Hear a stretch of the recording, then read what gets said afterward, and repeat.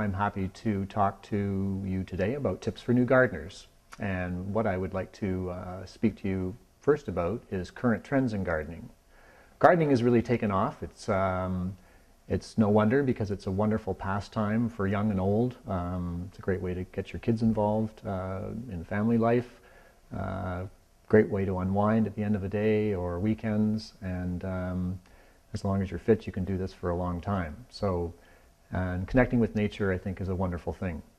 Current trends in gardening, because gardening is so popular, can include anything from color palettes, from whether that's your color styles or color choices for how you want to decorate in your garden, or it's actually has to do with your planting plan in terms of plants you might choose for colors. But color has become much more popular, as well as the actual styling of your garden, that there's many more options for approaches to style, and people are looking at whether it's architecturally or international.